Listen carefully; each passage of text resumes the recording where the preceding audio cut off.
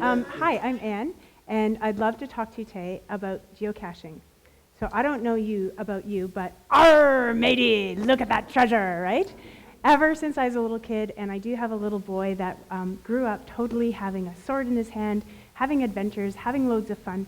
I grew up with grandparents that did these little treasure hunts for us all the time, and it was really unique. It was a way of learning about the flowers that invited the bees to their delicious 2 acres of wildflowers. So I grew up around that, and how I learned about my natural world was by having discovery, and by having that sense of natural discovery, going out and finding it. What I love about this concept, you're going to see an incredible amount of beautiful pictures of nature, and that's really why I do, and have just begun to acknowledge the existence of geocaching. Only came into my being about 3 months ago, and that's really neat, so it's a new treasure to me. And when Chad asked me to speak about something that people wouldn't know about me, I actually found that hard because I'm pretty open-minded, so I let people know what's going on, and I share. But a lot of people didn't know that I've been doing geocaching, nor did a lot of people know that my whole life I've been a treasure seeker. So I really love to bring shine and to have shine in life, and this is one way that you can do it. What I love about it is that all of our children are extremely active with technologies, and it's a wonderful thing to have. As you can just see, I can't beat that flexible graphite. That was amazing. So how wonderful it will be to be able to have technology that has us be able to have that with us, and GPS, using our phones, using our amazing technologies that we have, and get out and be interactive with nature. Why I love geocaching, as you can see in this element here, we're getting all connected to nature, finding some treasures, passing things along, having connections around the world, and having an amazingly fun time getting into technology as well as getting into nature. And you couldn't find a greater way to really salvage the best footprint for our Earth. So, geocaching. Geo meaning Earth, terra, understanding that. Cache, that kind of sense of hiding or discovery, or a memory taking up, just like a memory cache from computers. That's how the two kind of came together. In May of 2000, there was a really unique thing that happened. All of our GPS, from 24 satellites way up in space, had an awesome event happen. It was kind of like there was this blue control switch. There was no real blue control switch flicked. But what happened when all of these satellites clicked on at this one particular time, all of our GPS were increased incredibly so that you could locate and pinpoint location here on Earth in very particular detail. That meant the game could begin. And so came about tracking and treasure hunting using GPS. With this, an evolution has come about.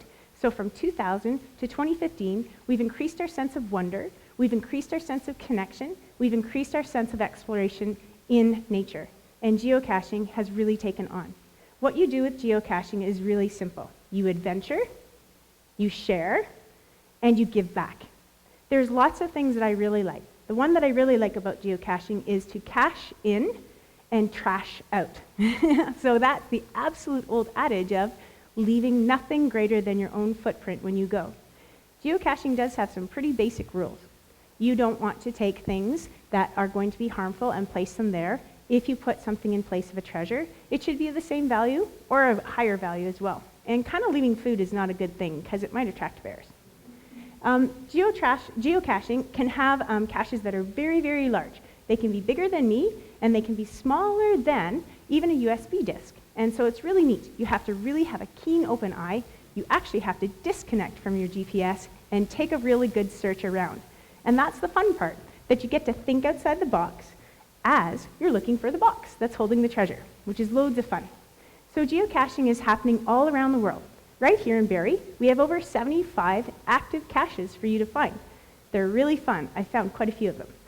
And this is what you need to do. You need to sign up at geocaching.com. That's your first step, and it's totally free. It's a great family adventure, and then next you use your GPS or you use your phone to help you find the cache by using your postal code. So once you enter your postal code into this area, and there's a great app on your phone, you just start to track and follow using your GPS, using this almost invisible force field of a path that's out there for you, and you come upon all these amazing things and finding new treasure. Once you find the geocache, you have quite a few things that you can do next. It depends on the kind of cache that you're looking for. Mostly what will happen is that you'll log into that book that will be with the geocache itself to say, I found it. And sometimes it'll be the first one. Sometimes you'll be the second. And there's all these unique pieces of language that come into the journal that you can put into and find out and give a little bit about yourself while you're just leaving a small code. So just like I talked to earlier, cash in, trash out, that's a CITO, right? Awesome. And then what you can do after that is share it online. You can take ridiculously awesome fun pictures, and instead of Instagram, you can put it up on Geocache. It's really fun and really has an amazing way of connecting to the world. So a little bit about my first geocache. It happened this past summer when I was in Europe, and we were in Munich. We went to the English Gardens, and I was there with a really great friend who totally got onto this because I told her about my story about my grandfather. We went and we found this amazing cache, and it was really fun, and I've totally been hooked since then. It's awesome because you actually plan your time to get outside. It'll be really neat to see what will happen in the winter as well. So I thought the best way to end all this is, I've got one hint right here. In this room, you can treasure hunt tonight. There are 4 directions to this room. We are going to direct in the north corner, in the northeast corner, in the southeast corner, and in the west corner. Good luck with that, and when you find your treasures, come up to me and we'll make something together. Thanks for listening.